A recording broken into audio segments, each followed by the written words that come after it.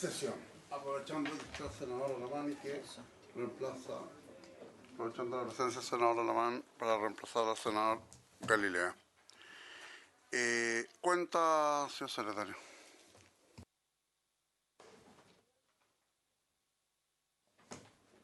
Gracias, señor presidente.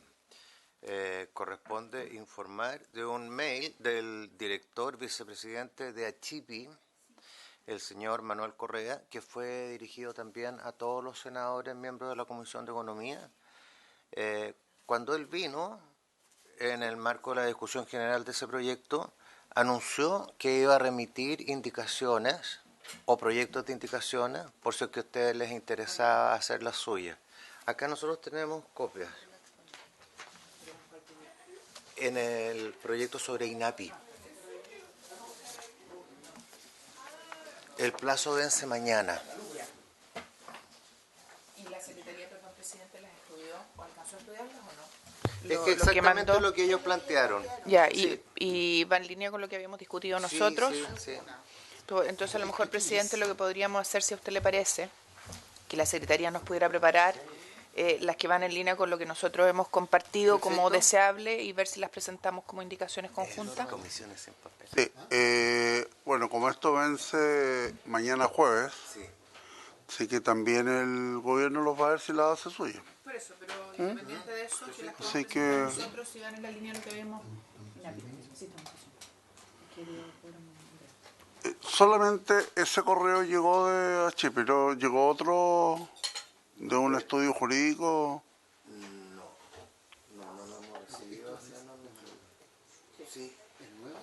Esto reemplaza el papel, porque está todo el material en todas las comisiones. Sí, e incluso hay un lápiz donde ustedes puedan hacer comentarios sobre la presentación, y por eso lo mandaron a su correo electrónico. Pero no todas las Jimena nos está ayudando. Ya lo han implementado. Es que no. Es como por paso. Tiene como una pestañita. Y ustedes programan las pestañitas que van a estar disponibles en cada sesión. Entonces ahí está la relación, el comparado, las leyes pertinentes, todo. Ya. Y el segundo punto de la cuenta es una comunicación de Rafael Berguán, presidente de la Comisión Nacional de Productividad, en que informa que ayer, el día anterior al correo, le entregaron al presidente Sebastián Piñera el informe Calidad Regulatoria en Chile, una revisión de sectores estratégicos, y adjuntó el informe final para conocimiento de los señores senadores y se los vamos a remitir porque ahí están las direcciones de la página web donde se pueden ubicar.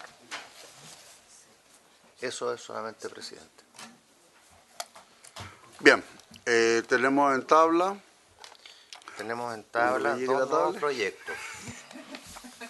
Tenemos en tabla dos nuevos proyectos, uno de la moción senadora señora Rincón y también de los señores Elizalde, Huanchumilla y Pizarro, en primer trámite constitucional que modifica la Ley General de Bancos y también el Código de Procedimiento Civil para establecer el avalúo comercial de los bienes raíces como un mínimo de las subastas y proteger la vivienda única de los deudores, que indica por medio de la prenda pretoria. Y en segundo lugar, un proyecto de ley iniciado en moción del honorable senador señor Alamán, que modifica la ley sobre protección de derechos de los consumidores, precisamente para ampliar los derechos de los consumidores en distintas materias, como se va a ver en la relación correspondiente. De acuerdo a la tabla, ¿están los invitados? Sí. ¿De los dos proyectos? Así es. O sea, en el caso del primer proyecto se excusó el abogado Mauricio Tapia, sí, porque tenía un compromiso adquirido con anterioridad y está asistiendo a un seminario de Derecho Civil en Argentina, pero sí tiene interés en participar en el proyecto. Okay. Respecto al primer proyecto, solo viene con ADECUS. Y el segundo proyecto sí viene el director del CERNAC y también viene el abogado Juan Ignacio Contardo. Señores senadores, propongo la alternativa de escuchar los dos proyectos, ya, de tal forma de que demos por iniciado el proceso en esta sesión y bueno, los invitados que están obviamente que puedan hacer uso del hablar. En el primer proyecto Que pase los invitados para... en el proyecto iniciado justamente por usted, senadora, ¿quién va a exponer? Yo. Ah, muy bien. ¿No es cierto? Muy bien, se ofrece la palabra a senadora Jimena Rincón. Van a ingresar los invitados para que pueda tener auditorio. Gracias. No anda. Están los proyectos acá. Sí, ay, Jimé, algo me pasó. Ay, no. No, se fue entonces. Economía, una pincha de economía. Presentación.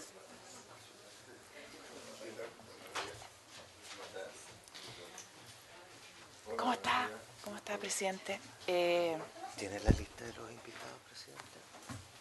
Yo se la doy. ¿Parto? ¿Sí? Gracias, presidente. Yo saludo a mis colegas, a los invitados, al presidente de CONADECUS. Yo hice una presentación para poder explicar el proyecto de ley en el que concurrimos junto al senador Elizalde, la senadora Proboste, el senador Huenchumilla y el senador Pizarro, porque me parecía mejor y más ilustrativo de lo que este proyecto de ley busca y persigue. Y que además va en la línea de lo que el senador Alamán ha trabajado, que es defender finalmente a la ciudadanía. Este proyecto de ley que establece el avalúo fiscal de los bienes raíces como mínimo para las subastas impide el remate en el caso del que el deudor haya pagado más del 50% de su deuda y sea su vivienda única, estableciendo en tal caso la constitución de la deuda pretoria. ¿Cuáles son los fundamentos del proyecto? Y voy a tratar de pasar rápidamente, pero creo que es importante para contextualizar la situación de nuestro país. El 50% de los trabajadores, presidente, en Chile gana menos de 400.000 pesos y 7 de cada 10 trabajadores menos de 550.000 líquidos. La línea de la pobreza por ingresos en hogar promedio de 4 personas a noviembre del 2018 era de 430.763 pesos. Voy a ir avanzando. Ahí está. Y el 57% del total de los ocupados no podía sacar a su familia promedio de la pobreza. El 51% de los trabajadores privados que trabajan jornada completa se encuentran en igual situación. 1,1 millones de asalariados no tienen contrato de trabajo y el 80% gana menos de 412.000 pesos. 770.000 subempleados y 50% gana menos de 150.000 pesos. El endeudamiento en nuestro país es generalizado. El Banco Central señala que el endeudamiento de los hogares chilenos marcó en el 2018 un máximo histórico equivalente al 73,3% de los ingresos disponibles, superior en 3,2 puntos porcentuales al cierre del año anterior. 79% de las deudas en Chile se producen por créditos de consumo, el 45% de los endeudados posee compromisos financieros por créditos de consumo con el retail y 34% asumió compromisos con la banca. Ahí está el desagregado por grupo socioeconómico, el grupo C2, 1.362.000 pesos, 52%, el grupo C3 y D, entre 899.000 y 562.000 pesos, 46%, el grupo E, 324.000 pesos, 45%, AB, C1A y C1B, tiene 6.452.000 a 1.986.000 pesos, 44%. Hay una alta morosidad en nuestro país. Estos datos los entregó hace poco tiempo atrás el INE, 4,6 millones de deudores morosos, 3% más respecto del mismo periodo del año anterior. Nuevos morosos disminuyeron de 6,7 a 6,2, pero los morosos permanentes aumentaron de 73,5% a 75,2%. La mora promedio nacional, presidente, aumentó en 10%, llegando a ser de 1.752.525%. Las comunas de menores recursos, 42% de la mora con el retail, educación o salud y solo un 27% con la banca. Las comunas con más ingresos, 40% de mora en la banca y 35% en el retail. Los préstamos universitarios de 480.000 estudiantes, 192.000 están morosos. Los montos impagos total de 4 a 5 deudas en distintas instituciones. Hay una espiral de la deuda, una bicicleta, y se va contrayendo nuevos créditos para hacer frente a los pagos pendientes. O sea, no es para adquirir nuevas cosas, sino que para pagar las deudas que se tienen. Hay un alto endeudamiento más bajo salario, y esto da un aumento progresivo del nivel de morosidad en el pago de las deudas que se han adquirido. Hay aumento de los juicios ejecutivos de cobranza, hay aumento de embargos y remates de vivienda familiar. Presencia casi monopólica de los bancos en los créditos hipotecarios con altos costos. Los bancos financian el 92% de las necesidades de los chilenos de adquirir su vivienda propia, pero en condiciones poco favorables. 77% de los deudores de créditos para la vivienda obtiene financiamiento bancario por montos entre 1.000 y 6.000 UF. 75% de los créditos se otorga bajo UF 2.500, 25% restante presenta montos entre 2.500 y 4.300 UF. La tasa de interés en el 50% de los créditos varía entre un 3,4% y un 4,1%. Las tasas más bajas, menores a 3,6%, en rangos de créditos más altos, mayores a 4.000 UF, y los plazos desde 5 a 30 años. Las tasas más altas se presentan en montos menores a 2.000 UF, con plazos más altos. Los créditos hipotecarios se otorgan a un 21% de las personas que tienen 2 hipotecas o más, y a un 8% de quienes tienen más de 2 hipotecas con otros bancos. Esos son los fundamentos de hecho de este proyecto, y los fundamentos de derecho son los siguientes. Primero, poner fin a vulneraciones de derechos constitucionales de los deudores a un debido proceso. Artículo 19, número 3 de la Constitución.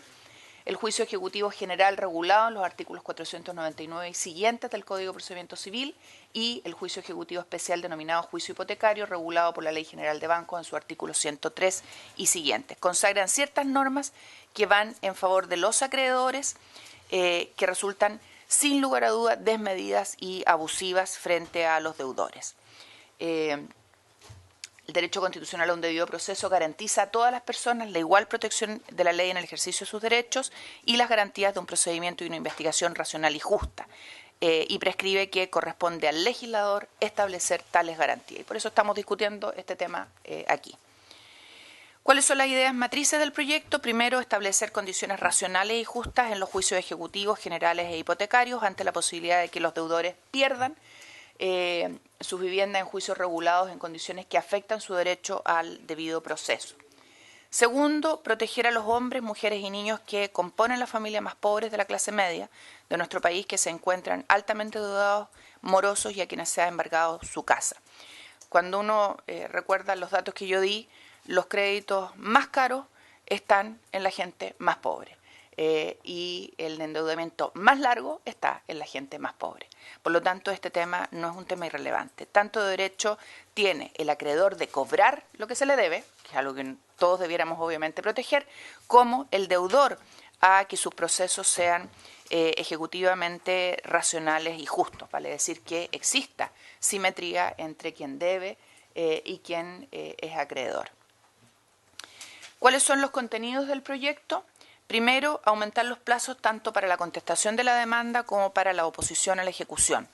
Dada la dificultad generalizada, presidente, que tienen los deudores para contar con una defensa letrada en estas circunstancias, y la falta de conocimiento de los deudores de créditos no hipotecarios del hecho de que el no pago de sus deudas en el retail, en la educación, en las tarjetas de supermercado, en la farmacia, puede implicar el embargo y remate de sus viviendas, es necesario simplificar o modificar ciertas normas.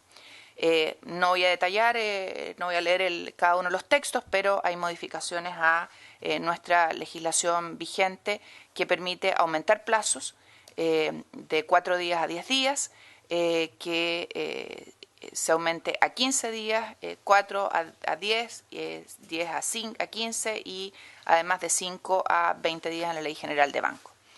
Segundo, se igualan las excepciones que el deudor puede alegar en su defensa entre aquellos que son demandados en un juicio de cobro general y quienes son demandados en juicio hipotecario. Hoy día, es que hay 3 normas. Sí, hay 3 normas, 10, 15 y 10. ¿Ya? Son 3, no las voy a leer para no darnos la lata hoy día, pero después lo vamos a estudiar en detalle. Segundo, se igualan las excepciones que el deudor puede alegar en su defensa, entre aquellas excepciones de juicios de cobro general y las de juicios hipotecarios, porque no son las mismas. Aquí se agregan en el artículo 103 de la Ley General de Banco, dentro de las alegaciones que puede oponer el deudor hipotecario, más allá de las que hoy día tiene prescripción, pago y no empezar a leer el título, artículo 464 del Código de Procedimiento Civil. Y se agregan las que tiene cualquier otro deudor en otro tipo de oposición, que son la de tribunal competente, la de personería de representación, la de mantinepta, la de respetar las prórrogas concedidas para el pago, la de la transacción realizada en el mismo acreedor, la de evaluación excesiva de lo deudado, la de el título de que la obligación no es exigible, la del título falso y la de existencia de cosa juzgada. Sin lugar a duda, es injusto que no tenga las mismas posibilidades que otros cobros, máxima si el Código Civil en el artículo 1700 señala que las escrituras públicas son instrumentos en los que consta la existencia de obligaciones hipotecarias, no hacen plena fe de la verdad de las declaraciones que en ella se hayan hecho por parte de los interesados. Solo prueba qué cosa, que hay un hecho de que la escritura fue otorgada y la fecha en que se otorgó. ¿Cómo podrá entonces el deudor hipotecario defenderse ante la escritura que dice que contrató un crédito por más dinero del que lo hizo o por un plazo menor para el pago o con intereses o recargos que no contrató? Son temas que obviamente nos parece que tienen que corregirse. Se agrega en el artículo 103 de la Ley General de Banco como excepciones oponibles a la demanda ejecutiva 12 circunstancias, no las voy a detallar, va a ser parte de la discusión que tengamos, presidente, en el proyecto. Tercero, se limita la facultad que tiene el acreedor para elegir entre pedir al juez el remate del bien raíz o su entrega en prenda con el fin de que la deuda se pague con las rentas, entradas o producto de que aquel genere. El artículo 103 de la Ley General de Banco y el artículo 498 del Código de Procedimiento Civil facultan al acreedor a solicitar a su libre elección, presidente, al juez, que el bien hipotecario o embargado, según el caso, le sea entregado en prenda, con el fin de que la deuda se pague con las rentas, entradas o productos que aquel genere, o sea rematado en pública subasta, para pagarse con el producto de la venta. Nos parece que claramente es abusivo y no corresponde. Los acreedores, sin embargo, no solicitan nunca la entrega en prenda, condenando en todos los casos a los deudores a que la pérdida de su vivienda por insolvencia. Y esto ha posibilitado que los bancos finalmente generen un negocio paralelo, que es el negocio inmobiliario, lo que nos parece que tiene un conflicto de interés evidente. ¿Qué es lo que hace el proyecto de ley? El proyecto de ley limita esta facultad del acreedor solo en el caso de que el deudor haya pagado el 50% más de las cuotas pactadas originalmente, se trate de su bien raíz único y sea la vivienda del deudor y la de su familia. En caso en el cual el juez deberá ordenar la entrega del bien al acreedor en prenda para que se pague con sus frutos, que son declaradas por el juez y se llama prenda pretoria. Se otorga al deudor una posibilidad de perder solo el uso y goce de la vivienda, recuperable una vez que ha cancelado el crédito, se protege el hogar familiar y se disminuye al menos en el caso de quienes han pagado la mitad o más de su casa los graves problemas psicológicos, familiares, sociales que esto conlleva al perder la casa. Cuarto, se otorga la prenda pretoria el carácter de irrenunciable para el deudor, cuestión de suyo importante por cuanto no otorgarle ese carácter importa el riesgo de que los bancos e instituciones financieras no otorguen créditos sin previa renuncia de este derecho.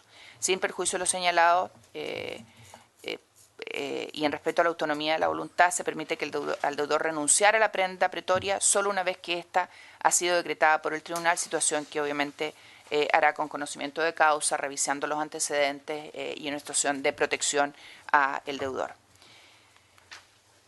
Quinto, se eleva el precio en el cual la vivienda será puesta a remate, no calculándolo a partir del avalúo fiscal de la propiedad, sino que a partir del valor real que ésta tiene en el mercado inmobiliario o avalúo comercial. Justamente, ¿puedo terminar y después me preguntan para no interrumpir? Es que déjame terminar porque me voy a interrumpir la inspiración. Se eleva el precio en el cual la vivienda será puesta a remate, no calculándolo a partir del avalúo fiscal de la propiedad, sino que a partir del valor real en el mercado inmobiliario o el avalúo comercial, judicialmente determinado por el perito tasador designado por el tribunal elegido entre los que figuran en la lista de peritos judiciales. De este modo, obviamente se otorga un precio justo a la vivienda y no lo que está ocurriendo hoy día, en que claramente se saca una ganancia en favor del acreedor por sobre el deudor, y la venta en avalúo fiscal representa una lesión patrimonial adicional sin justa causa. Se eliminan privilegios abusivos establecidos en favor de acreedores. Primero, la facultad de pedir al juez en el primer llamado a remate que se le adjudique la vivienda por los 2/3 de la tasación fiscal. No voy a entrar en el detalle de esta medida. ¿Qué se logra con esto? Si los bancos tienen interés en hacerse con la propiedad de los deudores, no pueden seguir haciéndolo vía remates judiciales a precio irrisorio, y en todo caso siempre podrán pactar con el deudor una dación en pago de la propiedad que sí extinga la deuda. Hoy día, ¿qué es lo que está pasando en muchos casos?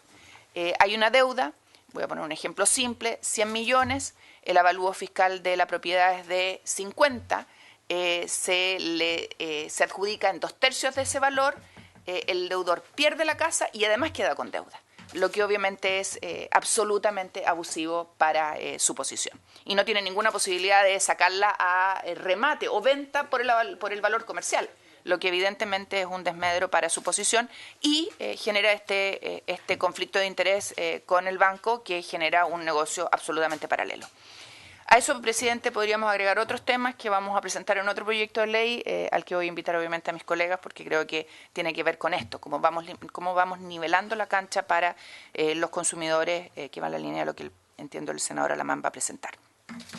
Si se presentan terceros a remate, la propiedad deberá hacerlo a partir del valor comercial de la vivienda fijado por peritos judiciales. Segundo, la facultad del acreedor de pedir al juez que reduzca prudencialmente el avalúo para un segundo remate, reducción que no podrá exceder de una tercera parte de ese avalúo en el caso de que no pida la autoadjudicación y tampoco se presenten postores. Vuelve a perjudicar en 1/3 del avalúo fiscal, ya que es bajo respecto al valor comercial. ¿Qué es lo que hace el proyecto de ley? Mejora las condiciones de venta para el deudor, limitando la reducción del precio para un segundo remate a no más del 5% del avalúo comercial. O sea, no hubo posibilidad en una primera, bueno, puede reducirse, pero no más de un 5%. ¿De cuál? Del avalúo comercial.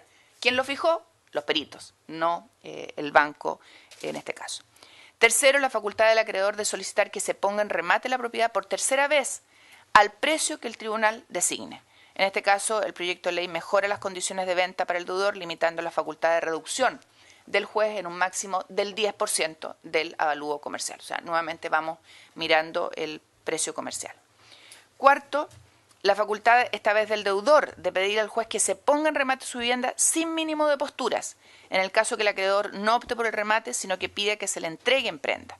Finalmente, si tampoco se presentan postores al segundo remate, el acreedor puede pedir que se adjudique a él en los 2/3, que se ponga en remate a un precio que fije el juez o que se le entregue en prenda. Y en este último caso, si el deudor quisiera evitar la prenda, por ejemplo, por tratarse de un predio agrícola a punto de cosecha, que es algo que obviamente a él le interesa, solo puede pedírselo al juez pidiendo que se remate sin mínimo de postura. En este caso, el proyecto de ley también torna más justas las reglas de proceso, fijando como mínimo para un tercer remate solicitado por el deudor un máximo de 15% del avalúo comercial. Finalmente, este proyecto elimina las normas del Código de Procedimiento Civil y de la Ley General de Banco, que autoriza a reducir a la mitad, es decir, de 20 a 10 días, los plazos para proceder a los avisos de publicación, de publicidad.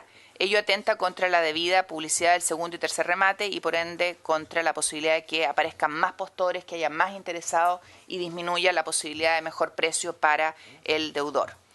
Estamos ciertos, señor presidente, que este proyecto de ley es un proyecto de ley importante que va a poner fin a los remates de la vivienda a las familias de menores recursos en nuestro país, que se llevan a cabo a precios irrisorios, a la imposibilidad de que ellos generen la posibilidad de saldar sus deudas a pesar de ver perdidas sus casas, y al enriquecimiento indebido de los bancos, de las instituciones financieras, mediante el despojo de las casas propias de los más humildes.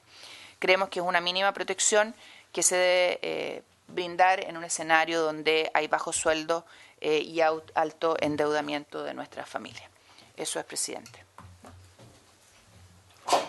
Gracias.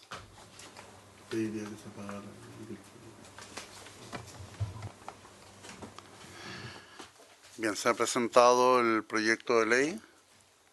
Por parte de la senadora Rincón, se ofrece la palabra, señores senadores. Senador Galileo, usted quería...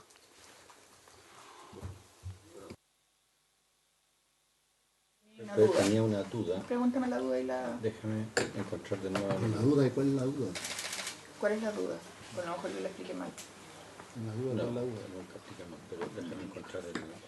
Mientras busca voy a responderle a mi hijo.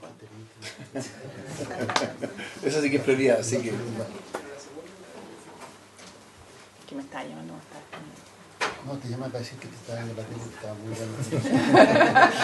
Que también tenía una duda de... No, me llamaron el otro día para hablar del calentamiento global, no se crean. Aló. Se llama Greto.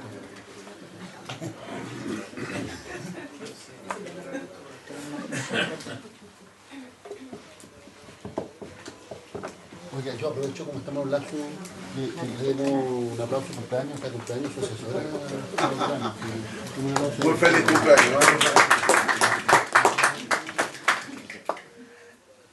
Mira, aquí que están de fiesta. Podría haber anotado el senador Galilea su duda, que habría sido más Ah, eficiente. eso está el lápiz, tiene un lapicito. Ya. Pero, ¿te acuerdas de cuál era el tema?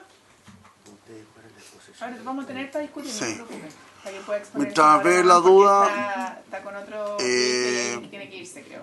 senadora, mientras ve la duda... Al senador Lamán y de ahí, mientras la Ya, encuentra... senadora nomás, partamos con su proyecto. Presidente, muchas gracias por la oportunidad de exponer este proyecto. Me acompaña el profesor de Derecho Civil y Derecho de los Consumidores, Juan Ignacio Contardo, y quiero agradecer también la presencia del director del CERNAC y de la jefa jurídica de su gabinete. Presidente, muy sumariamente quiero, entre paréntesis, antes felicitar a la senadora Rincón. Para mí su exposición ha sido como una vuelta al pasado en el tiempo que ejercía activamente la profesión. Y la verdad que estas inequidades que el proyecto de la senadora Rincón señala existen en nuestro sistema de cobranza ejecutiva desde hace décadas. Y por lo tanto, corregirlas me parece particularmente positivo. ¿Qué es lo que hemos hecho, presidente, con este proyecto que paso a exponer? Y con su venia permitirle también al profesor Contardo que de alguna manera profundice en algunos de los conceptos que voy a exponer. La Ley de Derechos de los Consumidores, como todos ustedes saben, tiene ya aproximadamente más de 2 décadas y en consecuencia lo que nosotros hemos hecho es precisamente 2 cosas. Revisar cómo está esta ley en relación al derecho comparado, a los avances que se han producido en otras legislaciones en materia de defensa de los consumidores. Y también hemos hecho, presidente, una pequeña, digamos, investigación en términos de ver cuáles son aquellas demandas o aquellos requerimientos que se le formulan fundamentalmente al CERNAC desde el punto de vista de los consumidores por los abusos que ellos tienen. Entonces, de esta revisión hemos concluido que, en general, el estatuto de los consumidores en Chile puede a lo menos mejorarse, presidente, en 4 aspectos fundamentales. El primero, que es bastante innovador, no en derecho comparado, pero sí en la legislación chilena, es ni más ni menos el concepto de consumidor. Básicamente hoy día existe una asimetría y se entiende que el concepto de consumidor tiene que ver con el adquirente del bien o de los servicios que en definitiva se prestan. Pero ¿qué ocurre, por ejemplo, si una persona, para hacer el ejemplo más simple, compra un pasaje aéreo para una tercera persona? Se discute hoy día en tribunales si existe un incumplimiento de esa línea aérea, quién es la persona que en definitiva tiene el derecho para ejercer, valga la redundancia, los derechos de los consumidores. Si el adquirente del pasaje o la persona que en definitiva es el beneficiario del pasaje.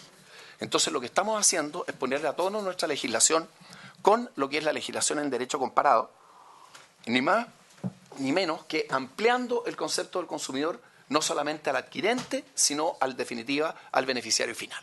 Este es un tema que ha estado muy presente y ha sido objeto de diversos juicios y por lo tanto zanjar este tema pareciera bastante positivo. En segundo lugar, presidente, una norma general que también la encontramos en distintas legislaciones de otros países que tiene que ver con, como quien dice, el principio de exégesis o el principio de interpretación pro consumidor. ¿Qué es lo que pasa cuando existe hoy día, por ejemplo, una norma legal que es ambigua en términos de su interpretación propiamente tal? ¿O qué pasa, y esto es particularmente importante para los contratos de adhesión, cuando hay una norma del contrato de adhesión que en definitiva es objeto de una interpretación controvertida, cuya interpretación, como se dice en derecho, no es pacífica. Lo que nosotros ni más ni menos estamos estableciendo, en conformidad con ciertas normas que también existen en el Código Civil, es que en caso de dudas interpretativas, el juez debe optar derechamente por la interpretación que más favorezca al consumidor. Y esto es particularmente significativo por los contratos de adhesión. Estas dos normas generales, ampliar el concepto de consumidor y establecer una interpretación pro consumidor, creemos nosotros que desde el punto de vista general serían innovaciones muy significativas al Estatuto General de los Consumidores. Lo tercero, presidente, tiene que ver con la garantía legal. Este es uno de los temas que hoy día genera mayores dificultades interpretativas y que tiene que ver también con la mayor cantidad de reclamos que se están recibiendo en el CERNAC. Básicamente lo que nosotros hacemos en el proyecto es lo siguiente: extendemos los plazos de las garantías. Hoy día, en el caso de las garantías de los bienes durables, las garantías son solamente de 90 días. Y en definitiva, lo que nosotros estamos haciendo es extender el plazo de las garantías a 1 año, que es más o menos aquello que se establece como plazo en el derecho comparado. Y en el caso de los servicios, el plazo de la garantía legal es aún más breve, es solamente 30 días. Y en consecuencia lo que nosotros estamos haciendo es extender el plazo de la garantía por los servicios también a 1 año. Piensa una persona, por ejemplo, que contrata un servicio que tiene que ver, no sé, con un arreglo general de gafitería en su casa, o una pintura de un inmueble, o la instalación de un piso. 30 días para la prestación de ese servicio es verdaderamente un plazo muy corto. Y la segunda cosa que hacemos, presidente, tiene que ver con que hoy día existe una trilogía de derechos para el consumidor frente a un bien defectuoso. El consumidor tiene derecho a que se le arregle el bien, si tiene un desperfecto, tiene derecho a que se le sustituya el bien y tiene derecho a que se resuelva el contrato vía devolución del precio. Todo esto con indemnización de perjuicio. Pero también hay una gigantesca discusión interpretativa en términos si esta trilogía de derechos se pueden ejercer, como quien dice, a la elección del consumidor, o en definitiva tiene que haber, por ejemplo, una prelación, en términos que se tenga que exigir un derecho primero y posteriormente otros. Lo que básicamente nosotros hacemos es reafirmar que esta trilogía de derechos se pueden ejercer a elección del consumidor. Hay, presidente, algunos aspectos prácticos de la operatoria del sistema que, le vuelvo a decir, si usted lo autoriza, le podemos pedir al profesor Contardo que en esto profundice. Y por último, un tema que es, yo diría hoy día, uno de los aspectos más controvertidos y de mayor complejidad, y que de alguna manera esto es complementario al proyecto que señalaba la senadora Rincón. Básicamente, presidente, tiene que ver con el cobro de comisiones en los créditos y en los servicios financieros. Aquí hay verdaderamente una zona que se presta para un conjunto de abusos, porque en definitiva las instituciones financieras o incluso las casas comerciales que en definitiva realizan estas operaciones de crédito en muchas oportunidades establecen comisiones o cobran comisiones que simplemente no se justifican, frente a los cuales los deudores se encuentran en una situación de indefensión. Entonces, básicamente lo que nosotros hacemos en el proyecto son dos cosas. En primer lugar, establecer que para que se pueda cobrar una comisión en algún producto financiero tienen que darse dos requisitos. Número uno, esa comisión tiene que estar expresamente establecida en el contrato. Y en segundo lugar, y esto yo diría que es lo más importante y lo más innovador, la comisión tiene que, en definitiva, responder, presidente, a una contraprestación efectiva que realiza aquel que otorga el crédito. En esa misma línea, lo que nosotros hacemos, específicamente en el proyecto, es, por ejemplo, prohibir determinadas comisiones que hoy día no tienen esa justificación y como quien dice, y no corresponden a estos dos principios que estamos estableciendo. Para no ahondar y para que permitirle, si usted me autoriza, para que el profesor Contardo haga una brevísima explicación del punto 3 y el punto 4, lo que pasa hoy día, ni más ni menos, presidente, con las comisiones de prepago en los juicios en los créditos hipotecarios. Hoy día existe una reglamentación en virtud del cual se le cobra al deudor un prepago por los efectos de poder anticipar el pago de su obligación. Y las normativas que existen establecen ni más ni menos que en el caso de los créditos que tienen que ver, que son arriba de 5.000 unidades de fomento, la cláusula de prepago se establece en el contrato. Y obviamente, como estos son contratos de adhesión, las instituciones financieras imponen cláusulas de prepago altísimas para los efectos de que en definitiva se pueda cancelar la obligación. Y también, bajo estas 5.000 unidades de fomento, se establece hoy día, como quien dice, por defecto, la necesidad o la obligación del deudor de poder pagar una tasa de interés que en definitiva es bastante alta. Usted comprenderá por el derecho a prepagar. Entonces, cuando hay un deudor que pretende prepagar su obligación, el prepago de la obligación es extraordinariamente oneroso. Y esto es lo que está, entre paréntesis, trabando los derechos que hoy día muchos consumidores quieren ejercer por la baja de las tasas de los créditos hipotecarios. Hoy día los créditos hipotecarios han bajado enormemente y se encuentran las tasas en su nivel más bajo. Entonces hay una infinidad de personas que quieren aliviar sus créditos y que en definitiva lo que están haciendo es o solicitar un nuevo crédito en la misma institución financiera o pedir un crédito en una institución financiera distinta. Pero resulta que aquí hay una cláusula que en definitiva le impide a las personas ejercer ese derecho precisamente porque hay un cobro que es completamente injustificado. Eso, presidente, respecto a los 4 capítulos fundamentales, si usted me permite pedirle al profesor. Antes de darle la palabra al profesor Contardo, como sé que se tiene que retirar el director del CERNAC, quisiera ofrecerle la palabra en relación al proyecto, señor Andrés Pavón. ¿No? Lucas del Villar. Lucas del Villar. Ok. Disculpe. Gracias, presidente, con su venia. Bueno, efectivamente, Andrés Pavón era El micrófono. Apaga, Andrés. Ahí sí. Apaga el tuyo. Ahí sí. Como le decía, presidente, muchas gracias y con su venia explicar brevemente algunos aspectos de este proyecto.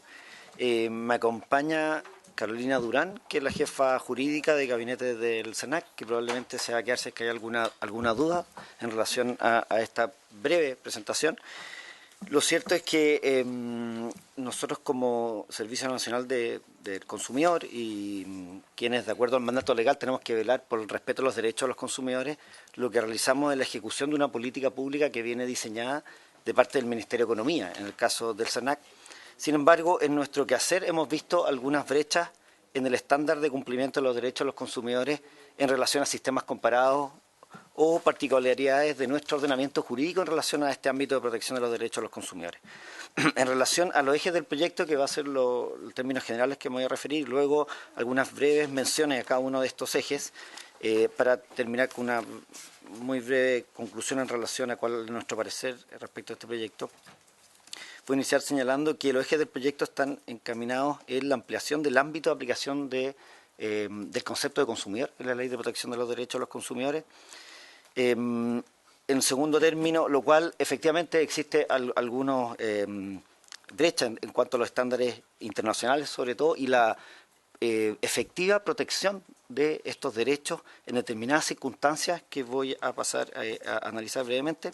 Lo segundo, la introducción de normas de interpretación en favor de los consumidores que también están recogidas no solamente en el ámbito legal del Estatuto de Protección de los Derechos de los Consumidores, en legislación incluso que se ha codificado o en los trabajos que se han hecho, por ejemplo, en la República Argentina, que se está codificando lo que es el derecho del consumidor, sino que está recogido en casi todos los países de América en una consagración constitucional de los derechos del consumidor. Como sabemos, son derechos humanos de tercera generación y por tanto tienen consagración en gran parte de los países a nivel constitucional. Lo tercero es, se habla de las mejoras, las reglas de la garantía legal y la introducción de la responsabilidad de productos defectuosos, lo cual es un tema de la mayor relevancia para el Ejecutivo, al punto tal que hay un proyecto de ley, Agenda Pro Consumidor, que lidera el Ministerio de Economía, que se refiere específicamente también a estos temas, por lo cual es evidente que existe una necesidad de legislar al respecto. Y el último punto en relación a las reformas a los sistemas de comisiones e intereses aplicados en el mercado de crédito de dinero, que recordemos que viene regulado de una norma que es del año 1981, la 18.010, y luego reformado con la ley 20.555, que establece y extiende los derechos a los consumidores financieros como consumidores propiamente tal. En relación al primer punto, se mencionó por parte del senador algunas implicancias de ampliar el reconocimiento. Es más bien una modificación de la definición de lo que es la relación de consumo y de consumidor. Y ahí podríamos señalar que existe una serie de brechas en nuestro sistema por los cuales se hace necesario ampliar este ámbito. No sin antes reconocer que ya los tribunales de justicia lo han ampliado en sus fallos. Es decir, se ha reconocido el contexto de consumo para otorgarle la condición de consumidor a un ciudadano que todavía no ha contratado, es decir, no ha pagado un precio por un servicio o un producto propiamente tal, ya que está en una etapa previa a esa contratación. Casos de eso podemos ver, por ejemplo, los reclamos que recibe el CERNAC por accidentes o daños en las salas de venta, en un supermercado, en un mall, en un lugar de venta, donde todavía no ha pasado por caja el consumidor. Básicamente, todavía no hay un acto jurídico oneroso y, por tanto, se discute en tribunales si le asisten estos derechos. También por robo, daño, estacionamiento. Ocurre lo mismo, son discusiones que van en esa línea. También podemos señalar que los derechos del consumidor se aplican incluso antes de la relación de consumo, como son los derechos a tener información veraz y oportuna, que es información precontractual, precisamente para poder estar en pleno conocimiento de cuál es el efecto económico-social, digamos, de la relación de consumo que va a contratar. En esa línea es importante señalar que la ley ya contempla la cotización obligatoria, estos deberes de informar por parte del proveedor de forma activa cuáles son los elementos de la contratación de forma previa, y también al CERNAC reconoce esta facultad y este derecho al consumidor a la educación y la información, que normalmente es previa al acto de consumo. Los tribunales han recogido y han cristalizado esta doctrina del ámbito de consumo, es decir, previo al pago previamente tal del servicio, pero adicionalmente, presidente, me gustaría comentar que el CERNAC, y es un trabajo que va a realizar también en un equipo de trabajo específico con la Fiscalía Nacional Económica, está muy preocupado con lo que ocurre en el mercado de las plataformas digitales. El mundo de las plataformas digitales es un mundo donde el pago de la tarifa o precio por parte de la prestación de un servicio se hace de forma bastante más ambigua que un pago en efectivo. Es decir, hay una transacción de datos que son apreciables económicamente y es lo que determina la relación de consumo. Es decir, cuando uno interactúa en una plataforma digital, muchas veces no es necesariamente un pago en dinero, sino más bien un ámbito transaccional de datos, de información del consumidor, en la cual se da un ámbito de consumo. Si no le reconocemos esta calidad o esta relación de consumo en ese ámbito de plataformas digitales que son cada vez más utilizadas incluso para servicios de primera necesidad en nuestro país, estamos desprotegiendo a nuestros consumidores para la utilización de las herramientas que contempla la Ley de Protección al Consumidor. Por ejemplo, presentar una denuncia ante un juzgado de policía local, que están básicamente distribuidos en todo el país, o derechamente para que el CERNAC o una asociación de consumidores pueda presentar acciones de clase en el ámbito de la vulneración de los derechos de los consumidores, precisamente en estos servicios digitales, donde no necesariamente la primer vínculo entre este consumidor y este proveedor es a través de un pago de una contraprestación o un precio por un servicio.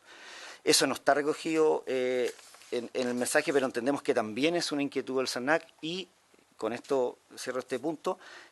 Hay que reconocer que ya los tribunales de justicia superiores, en casos de juicios colectivos como individuales, juzgado de policía local, confirmados por Corte de Apelaciones, ya han recogido el ámbito del contexto de consumo, ampliando esta definición que es precisamente lo que quiere abordar este proyecto y dando más certeza jurídica respecto a la aplicación y al ámbito de las relaciones de consumo y de la misma Ley de Protección al Consumidor, la 19.496.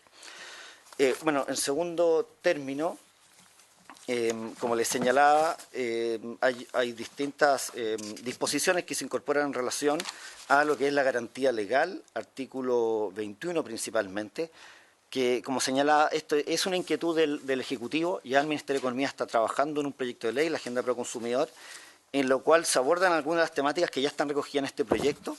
Nosotros creemos como CERNAC, y como se señalaba, que efectivamente esto es uno de los temas que más reclaman los consumidores al CERNAC. La garantía legal muchas veces es confundida con la garantía voluntaria o con las garantías extendidas. Ahí hemos visto también que existe un mercado secundario por el cual los fabricantes de productos ofrecen garantías que son más prolongadas que aquellas que establece la ley como garantía legal de 3 meses, y hay un mercado secundario de las mismas. Dado que el fabricante da una garantía más extendida, el distribuidor finalmente lo que hace es que muchas veces vende, entre comillas, esta garantía extendida, en algunos casos como un seguro, sin serlo muchas veces, o derechamente como un servicio adicional. Eso creemos que parte de la base de que hay brechas, digamos, en relación a nuestra legislación, con los sistemas comparados, y por otro lado hay incerteza jurídica en relación a la aplicación de la garantía voluntaria con la garantía legal, que es uno de los temas que está debidamente abordado en el proyecto de ley de la Agenda Pro Consumidor y que también está debidamente abordado o tratado también en este proyecto y por tanto para el CERNAC es de la mayor relevancia generar esta certeza jurídica para que el consumidor sepa específicamente cómo el Estatuto de Protección de los Consumidores logra resolver estos, vamos a decir, traslapes de distintos derechos que le asisten, por un lado, a la garantía legal y por otro lado a la que voluntariamente extiende el fabricante y que normalmente es un servicio que es bastante competitivo, es decir, se distinguen los proveedores así en el mercado. El tercer elemento del proyecto dice relación con establecer certeza jurídica en relación a las comisiones y los cobros de intereses. Aquí brevemente nos vamos a referir al quehacer del CERNAC en materia de comisiones, sobre todo de operaciones de crédito de dinero y de líneas de crédito. Y para ello hay que recordar las primeras demandas colectivas que presentó el CERNAC en el año 2005 y 2006 contra distintos operadores de tarjetas de créditos del retail, ¿cierto? Estas fueron las primeras demandas colectivas que presentó el CERNAC contra 6 compañías y básicamente se refería a la incerteza jurídica en relación a las comisiones que eran aplicables por parte de estos proveedores para la utilización de las tarjetas de crédito. Ahí lo que ocurrió es que se discutió los principios por los cuales se podían cobrar estas comisiones asociadas a estas líneas de crédito o tarjetas de crédito del retail. Finalmente se resolvió a través de acuerdos conciliatorios por parte del CERNAC y estas compañías y se dictó la circular 17 de la Superintendencia de Bancos e Instituciones Financieras.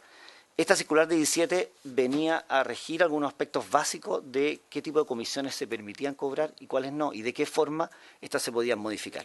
Esta segunda parte fue eliminada luego de la entrada en vigencia de la ley del CERNAC financiero y sobre todo a la luz de la cristalización de ciertos principios de protección de los derechos de los consumidores con el fallo Cencosud, CERNAC contra Cencosud.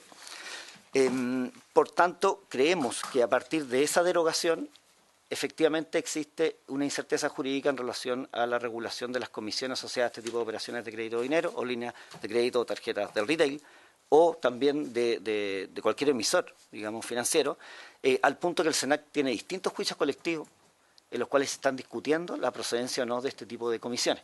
Por tanto, generar certeza jurídica al mercado creemos nosotros que permite de alguna forma por parte de todos los agentes del mercado prever cuál va a ser el comportamiento y por parte del CERNAC, que tiene facultades de fiscalización, también dar mayores garantías de los estándares de protección de los derechos de los consumidores en estas materias tan específicas.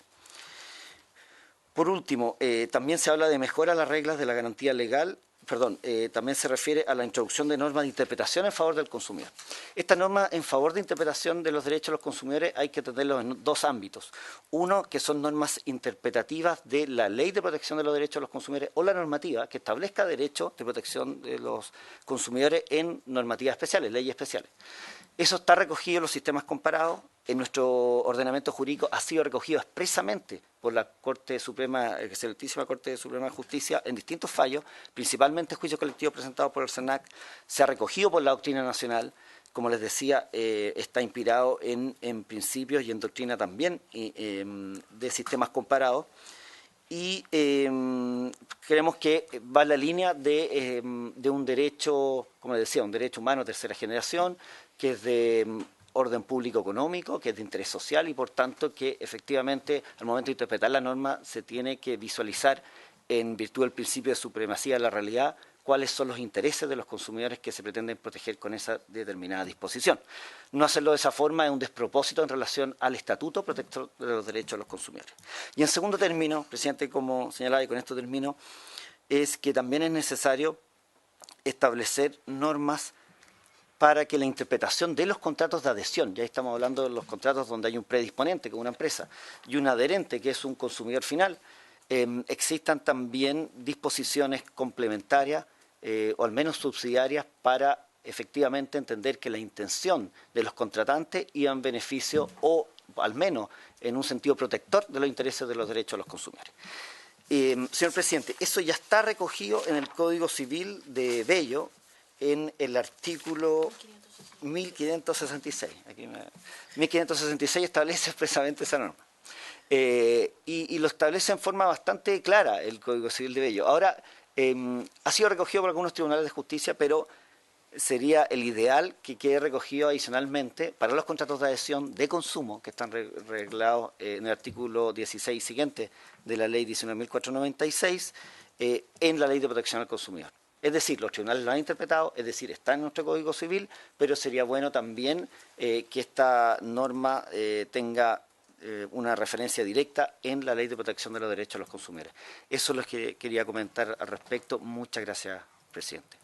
Muchas gracias, director. Le ofrezco la palabra al profesor abogado Juan Ignacio Contardo. Muchas gracias, señor presidente. Muy buenos días. También muy buenos días a todos los partícipes de esta comisión. Voy a hacer algunas referencias fundamentalmente a los puntos 3 y 4 del proyecto, pero en atención también a algunas cosas que ha señalado el director del CERNAC, me gustaría pronunciarme muy brevemente sobre los puntos 1 y 2 del proyecto. Sobre el punto 1, en primer lugar, respecto a la ampliación del concepto del consumidor. Tal como señalaba el director del servicio, es cierto que en algunas ocasiones los tribunales han ampliado el concepto de consumidor hacia lo que se denomina el destinatario final, es decir, al final del día, quién es el que disfruta el bien o servicio.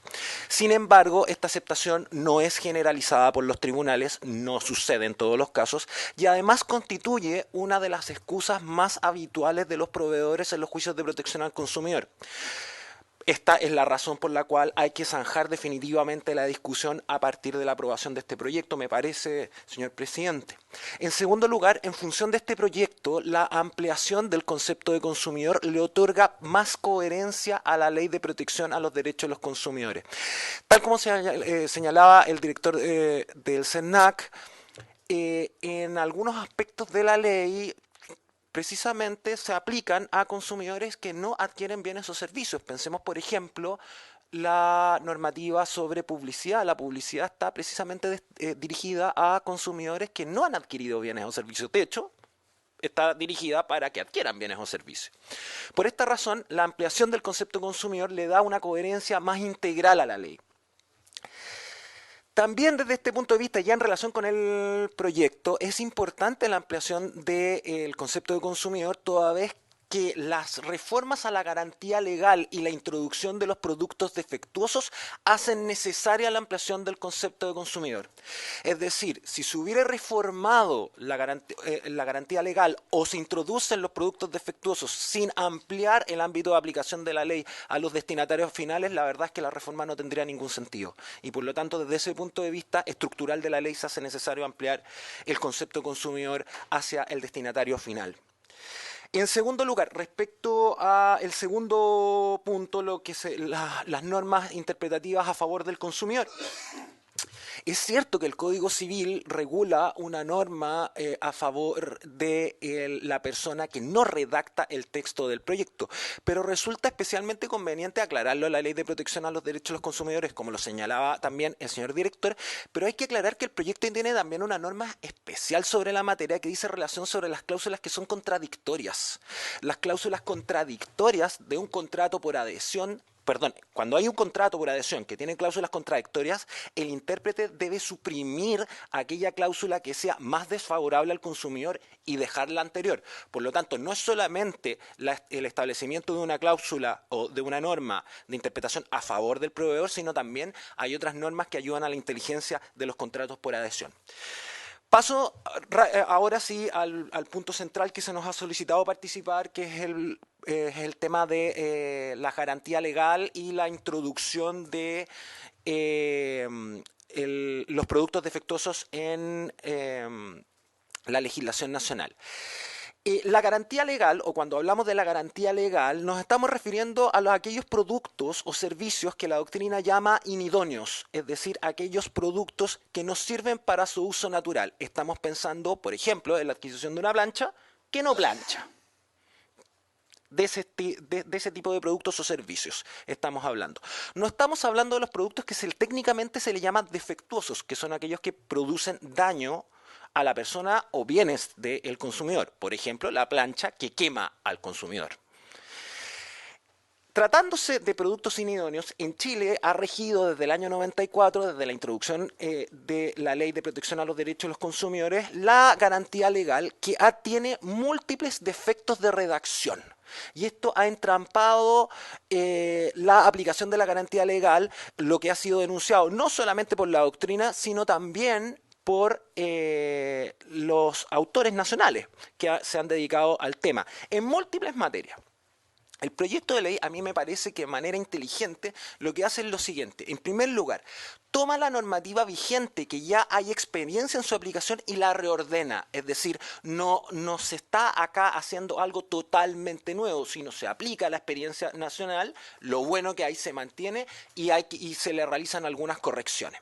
En segundo lugar, lo que es muy importante, ampliar los plazos de la garantía legal. Los consumidores, pero especialmente los abogados que litigan en materia de consumidores, sostienen que los plazos de ejercicio de la garantía legal hoy vigentes son extremadamente breves. En tercer lugar, se equipara también el régimen de bienes y servicios, que es absurdo tener dos regímenes para en realidad una misma cuestión, que son bienes y servicios inidóneos. En cuarto lugar, el proyecto, y esto a mí me parece que es especialmente importante, ordena lo que son las tres garantías. La garantía legal, la garantía adicional o voluntaria que otorgan los vendedores, que puede ser gratuita o onerosa, y la garantía del fabricante, que es aquella que normalmente está consignada o en las cajas de los productos o en los folletos de los productos. El proyecto toma una decisión sobre el particular y sostiene lo siguiente, establece un orden. Primero rige la garantía legal, luego la garantía voluntaria y en paralelo siempre la garantía del fabricante. Cuando hay dos garantías que están corriendo simultáneamente, el consumidor puede elegir arbitrariamente cuál de ellas quiere, es decir, si se dirige, por ejemplo, contra el fabricante o contra el vendedor. En la actualidad no hay claridad sobre la materia, señor presidente. Hoy en día muchas veces lo que sucede es que los consumidores van a las tiendas de retail donde han comprado y dicen, no, primero usted agote la garantía del fabricante. Uno va después donde el fabricante y el fabricante dice, no, usted tiene que primero agotar la garantía legal. Y también no queda muy claro cuando el consumidor ha contratado garantías voluntarias cuál es la que rige primero.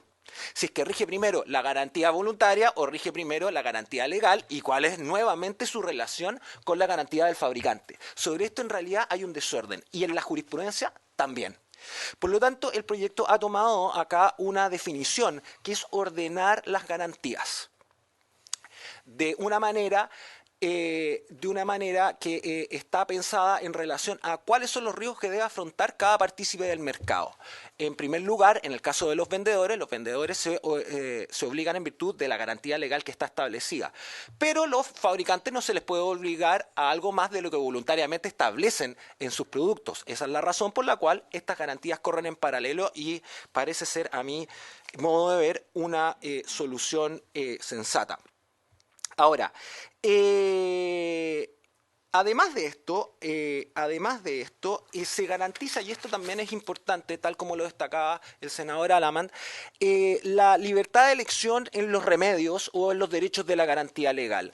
Es una excusa habitual de los proveedores que, bajo el texto actualmente vigente, que primero rige la reparación o la sustitución del producto antes de la devolución del precio.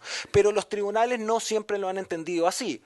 Hay algunos tribunales que le otorgan un orden de reparación a los remedios y hay otros no. Bueno, el proyecto toma la decisión que es la más favorable al consumidor, que es otorgar un derecho a la libertad de la elección de los remedios. Y esto nos parece que es un avance.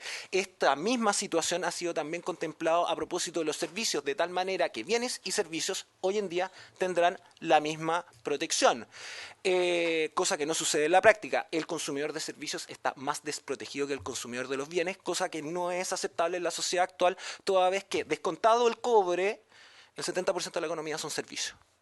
Y por lo tanto, urgía una reforma sobre la materia. Finalmente, señor presidente, me voy a dedicar a los 3 puntos del punto 4 del proyecto, esto es a las reformas relacionadas con las comisiones e intereses en el mercado del crédito.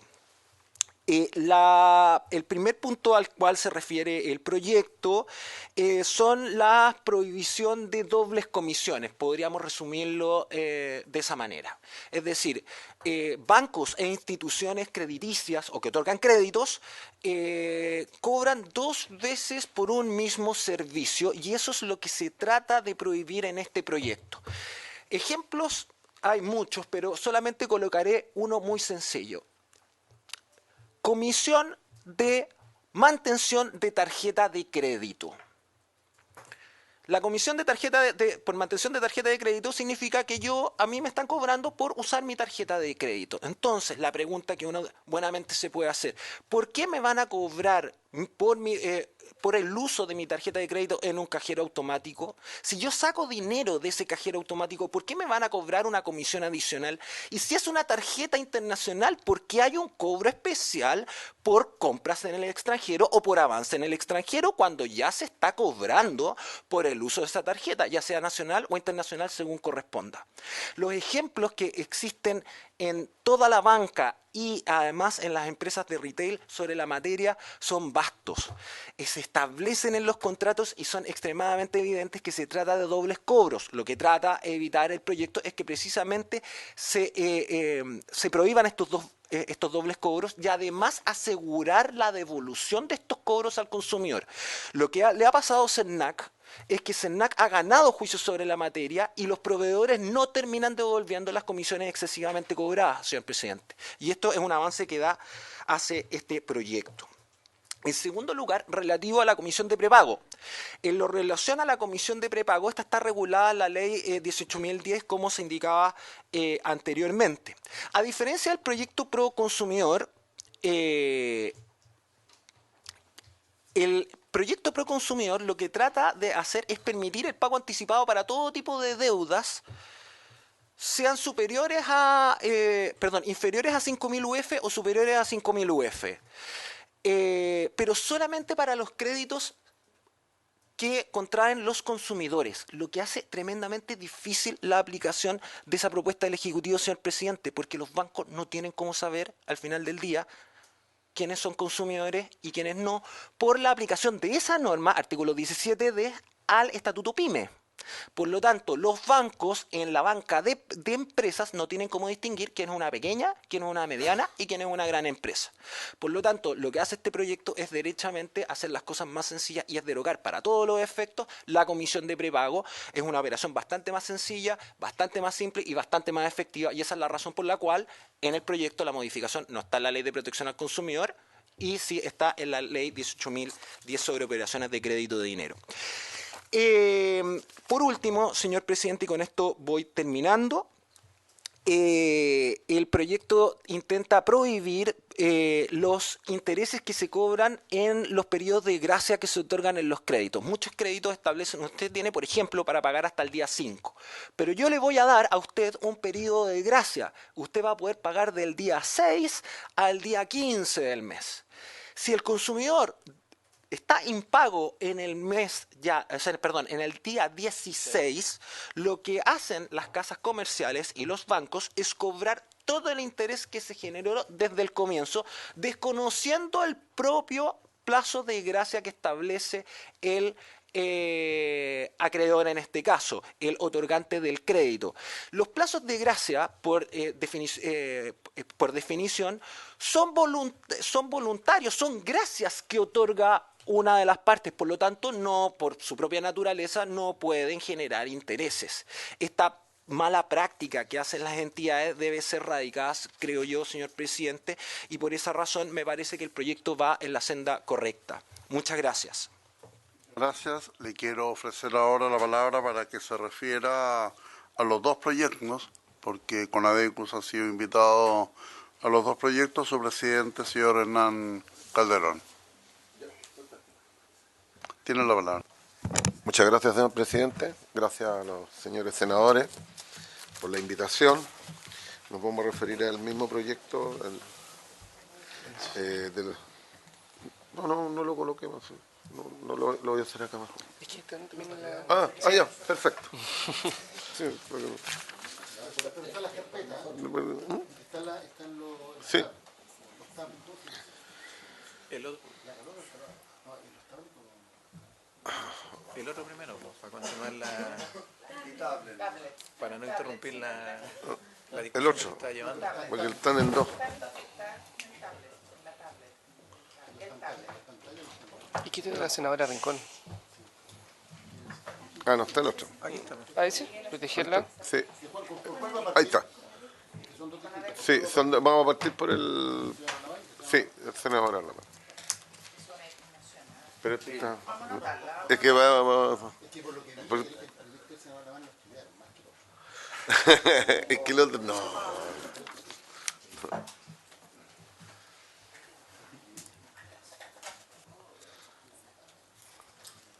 Comencemos. Bueno, muchas gracias.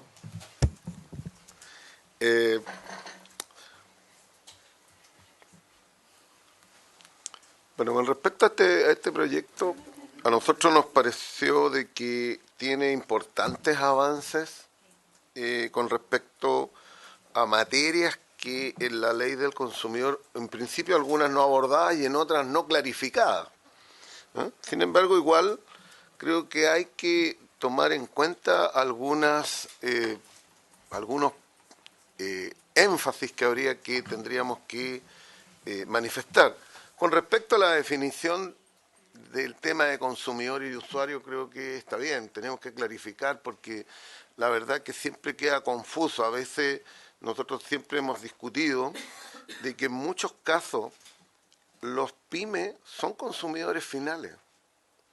En el caso de los servicios, específicamente, ellos son consumidores finales. Y por lo tanto también tenemos que protegernos. Y si bien el Estatuto PYME lo define, siempre tenemos dificultad para poder, cuando hacemos una demanda colectiva por corte injustificado de servicios de electricidad, agua u otro, los pymes son los más afectados y son los que es más difícil poder que ellos sean compensados por los daños que sufrieron.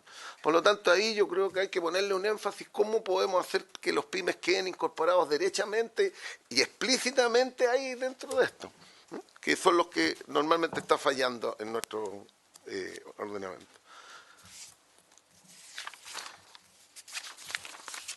Bueno, con respecto al tema de existe siempre, en toda la legislación nuestra, siempre se habla de que se tiene que dictaminar normas pro consumidor, todo esto. Pero, el desequilibrio mayor que se nos da precisamente es el carácter supletorio de nuestra ley.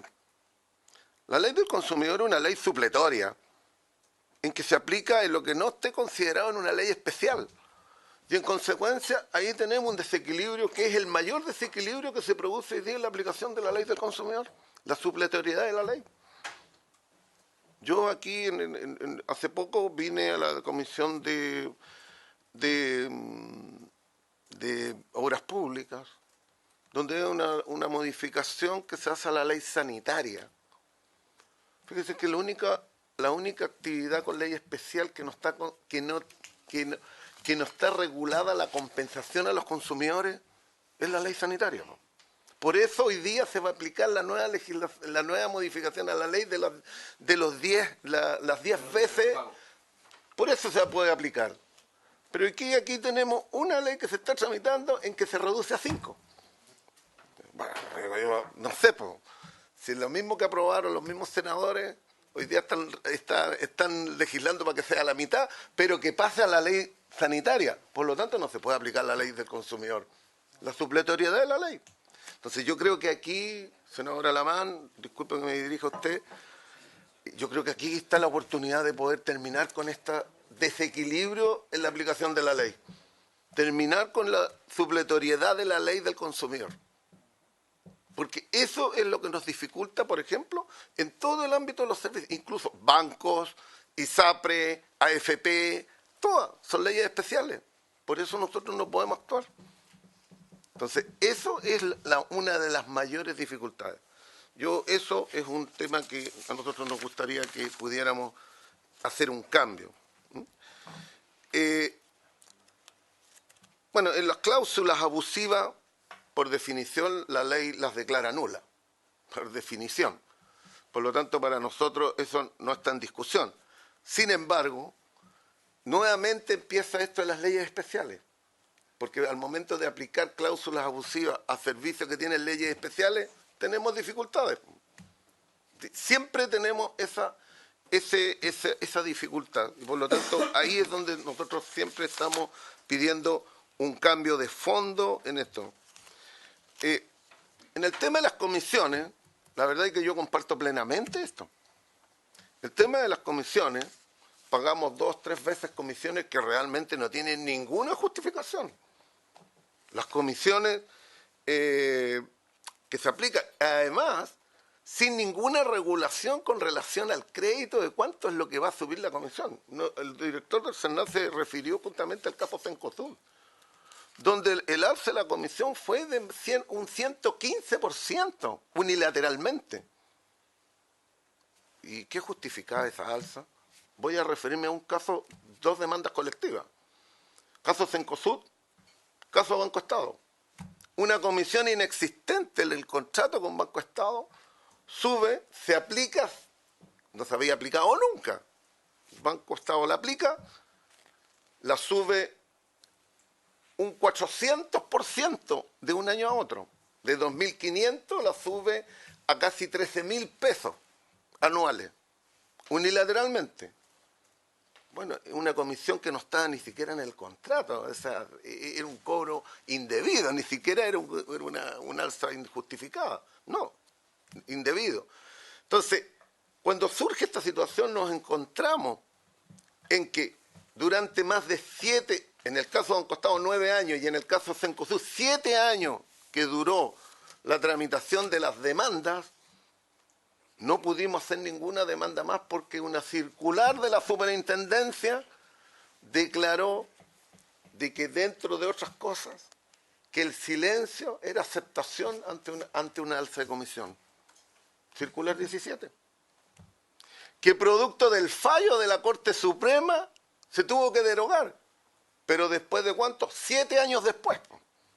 Durante esos 7 años se hicieron todas las alzas había y por haber y no pudimos alegarlas, porque se discutió en el Congreso.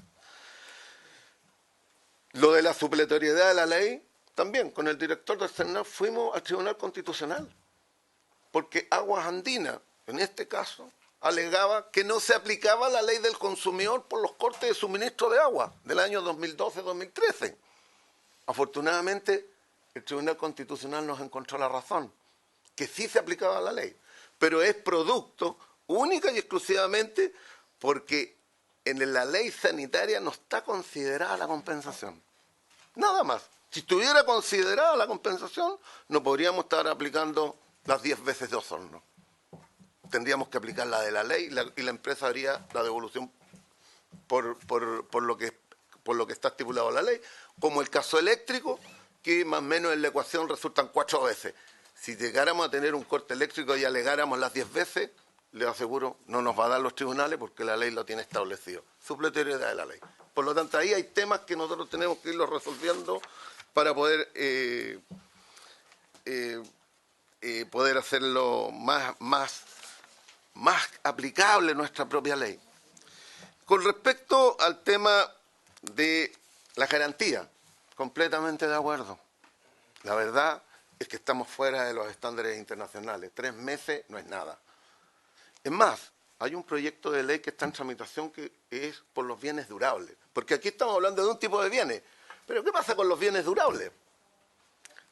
El refrigerador, la cocina, u otros bienes que son mucho más durables que los comunes y corrientes que compramos. Entonces, nos parece bien esta ampliación de 1 año, nos parece bastante bien. La ley que está en tramitación por bienes durables establecía 2 años. Eso es lo que está, esa era la discusión que está. Nosotros hemos estado por clasificar cuáles son, porque no es lo mismo unos que otros. Entonces, pero nos parece positivo un avance de este tipo. Creo que es bastante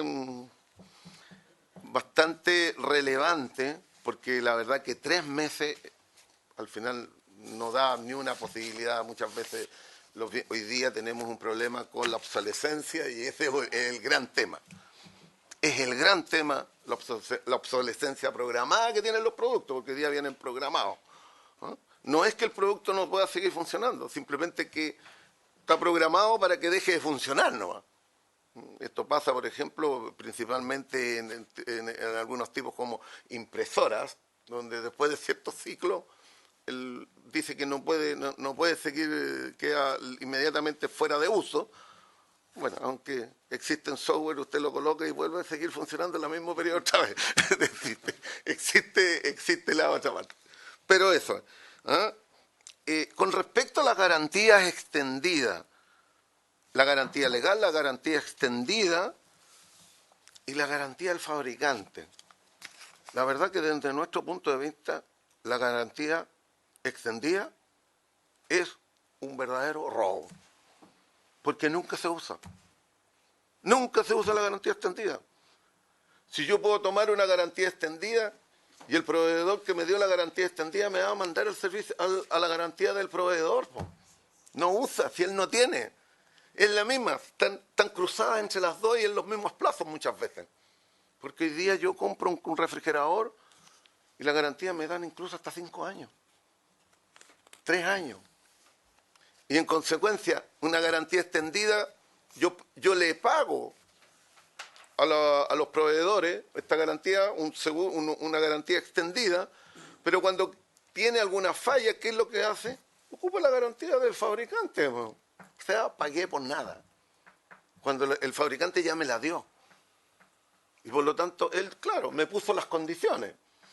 Pero a nosotros nos parece de que para poder aplicar, y yo comparto lo manifestado por el profesor Contardo, exactamente, el consumidor debe tener la libertad de elegir cuál es de las 3 derechos que tiene el que usa.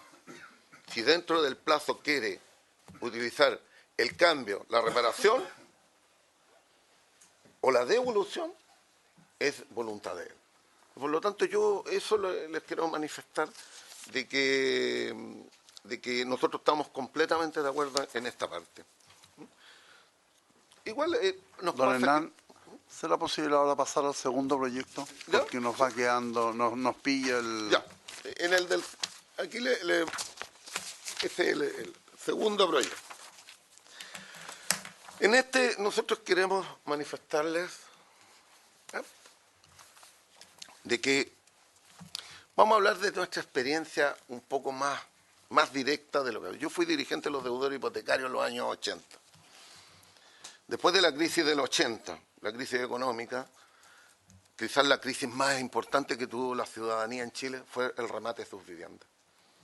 Miles de viviendas y que no tuvieron protección. Pero quiero hacer un énfasis en algo.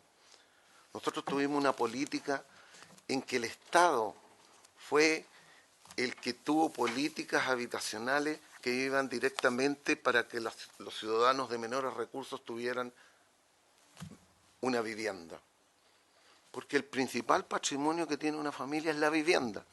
Y el Estado era incluso el que otorgaba el crédito. El crédito, los deudores serbios le debían al serbio. Era el Estado el que le había dado esa facilidad. Con el tiempo cambiamos y dijimos, no, ya ahora el crédito no lo van a dar el Estado, lo van a dar los bancos. Pero el aval lo va a dar el Estado. Y más o menos por ahí, por el 2005, ya el Estado nos dio más el aval. Lo cual hacía de que con el aval del Estado, porque el aval lo daba Servio, y el Estado aseguraba de que el interés era menor, era menos riesgoso que tuviera un aval, el aval del crédito fuera el Estado, y eso bajaba el costo del crédito. También se eliminó.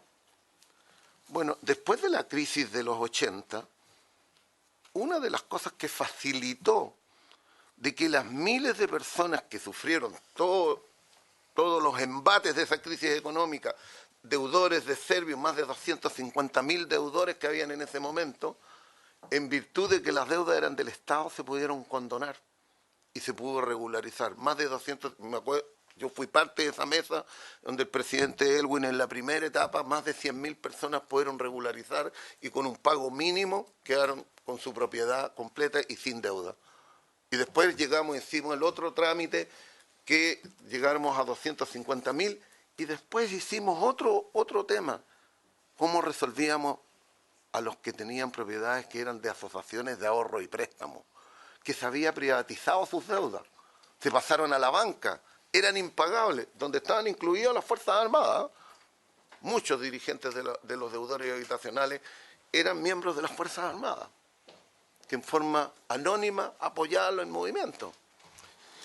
También se regularizó. Hoy día eso no es posible. Es todo privatizado. Y en consecuencia, uno de los temas que hoy día también está haciendo crisis es el embargo y el remate de viviendas sociales, y cuáles no podemos resolverlo.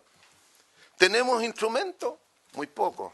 Este instrumento de la inembargabilidad de las viviendas, pero que solamente considera hasta 50 UTM, no creo que hayan viviendas de 50 UTM. Por eso yo estuve apoyando un proyecto que presentó la diputada Carol Cariola, donde elevaba ese monto a 1000 UF, que fueran declaradas inembargables.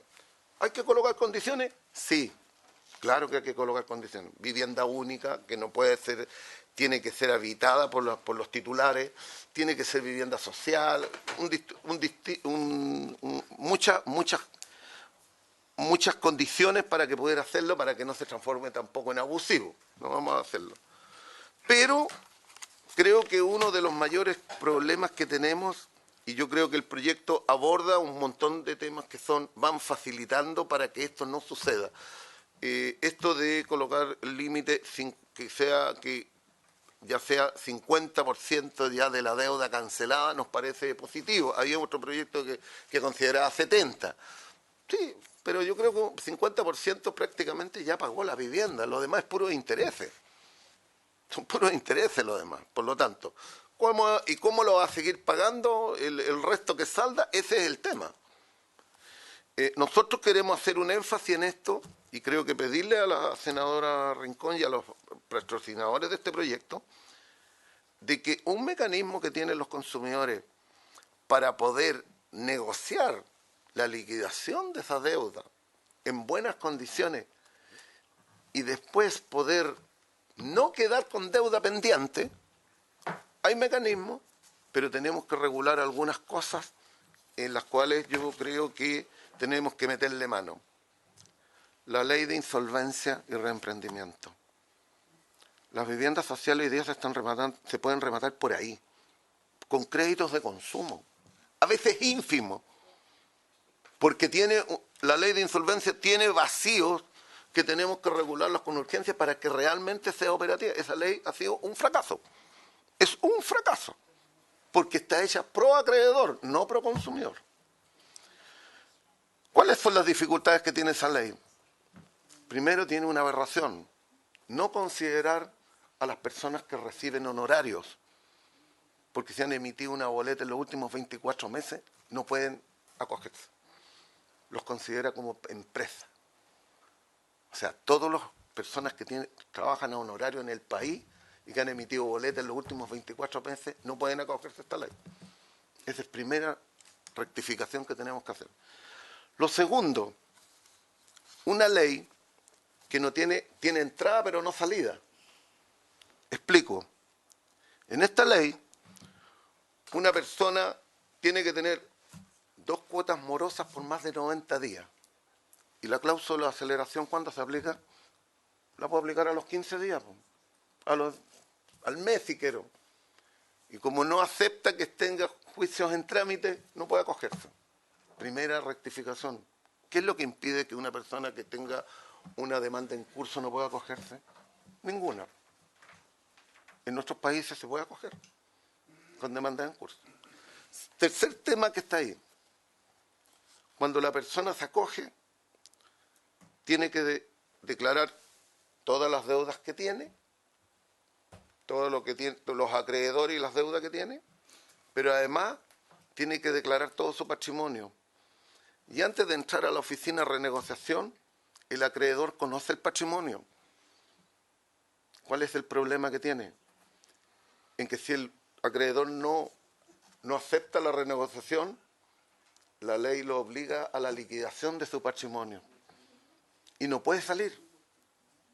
Entonces se dan los casos en que una persona que puede tener un patrimonio alto y una deuda pequeña, el incentivo al acreedor es liquidarlo porque sabe que tiene cómo pagarse.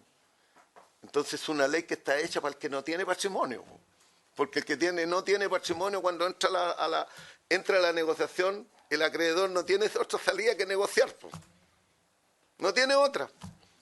Si quiere recuperarlo, tiene que negociar, porque sabe, si no tiene patrimonio, dice liquide, no hay que liquidar, tiene que negociar. Entonces, creo que hay que rectificarla, y este es un buen mecanismo, porque si bien hay personas que han pedido la liquidación del patrimonio, porque saben que de esa manera vuelven a ser sujetos de crédito y pueden hacer ciudadanos que pueden hacer nuevas iniciativas o pueden tomar nuevos emprendimientos o simplemente endeudarse en el sistema. Hoy día tenemos una dificultad, la lista negra. Todos los que se han acogido a la ley de quiebra y han salido favorecidos, la ley de quiebra permite de que, resuelto la renegociación, tiene que salir de todos los registros de bases de morosos. Bueno, pero está la lista negra que hoy día estas personas cuando van a pedir un crédito no hay ninguna entidad que se los dé. De eso tenemos reclamo. Entonces tenemos que resolver. Este mecanismo también podría ser una solución para resolverlo, siempre que fuera más equitativo y pudiera tener la oportunidad de negociar ahí. Yo les pido de que en este caso nosotros lo que queremos es que este proyecto avance. Creo que le da mucho, avanzamos bastante en cuanto a terminar las asimetrías y los desequilibrios que existen en tema de remates. Pero a nosotros nos parece de que uno de los temas principales es que tenemos que resolver estas otras leyes anexas. Sin embargo, quiero decirles y también comentarles, nosotros hicimos una ofensiva para que se respete la ley. Los créditos hipotecarios se pagan con cuota vencida y por lo tanto el consumidor tiene 10 días para poder cancelar sin que se produzcan gastos de cobranza. Sin embargo, en la banca nosotros detectamos todos los bancos, excepción del Banco del Estado, todos los bancos cobraban gastos de cobranza al momento del vencimiento de la cuota. Entonces, los 10 días, que la única variación que puede haber es la UF, están cobrando gastos de cobranza. Demandas tenemos por montones. Banco por banco lo fuimos demandando. Bueno, esas son cosas que tenemos que regular, porque ahí se están produciendo abusos. ¿Qué es lo que hay hoy día? Y yo comparto plenamente en tema con lo que manifestaba la senadora Rincón y lo que tiene el proyecto con respecto a los montos los cuales salen a remate las viviendas. Bueno, si aquí hay una industria del remate, pues. Si esta industria tiene hasta nombre desde los años 80, los buitres, así le llama la gente, porque es una verdadera industria que trabaja en los remates para adquirir estas viviendas, porque saben que salen a un valor muy bajo, y es son inmobiliarias, se convierten en inmobiliarias, y eso está día a día. Por lo tanto, la regulación que propone el proyecto me parece tremendamente positiva porque va a favorecer a las personas. Más allá que vayan al remate, por lo menos que quede saldada su deuda, no que no sigan endeudados, que es lo mínimo que uno puede pedir, ¿no? Entonces, yo creo que estos son algunas de las opiniones que podríamos dar con este proyecto, que lo encontramos positivo, y poder introducirle a lo mejor cambios en estas otras legislaciones que también van en la misma línea para poder llegar a tener un buen proyecto y ojalá que sea favorable a todos los deudores y a las personas de menos recursos. Muchas gracias, señor Hernán Calderón. Para la próxima sesión lo vamos a ver con la Secretaría de la Comisión, pero vamos a insistir en la invitación al profesor de Derecho Civil, don Mauricio Tapia, en relación al primer proyecto, y a los autores de los proyectos evaluar las alternativas para que nosotros podamos votar la idea de legislar, llevarlo a sala y comenzar el trabajo en detalle en la comisión. Senador Rincón. Entendiendo lo que señala el presidente, ¿podríamos entonces la próxima sesión votar ambos proyectos en la idea de legislar y empezar a abrir plazo de indicaciones e invitar a los expertos? Así es, la idea es que... Es que ahí lo tienen calculado. Apáguenla en el micrófono. Bueno, solicitarle a los señores asesores de los parlamentarios tomar contacto también con los asesores de quienes han presentado este proyecto, de tal manera de facilitar este trabajo, y lo haríamos en la sesión del próximo miércoles.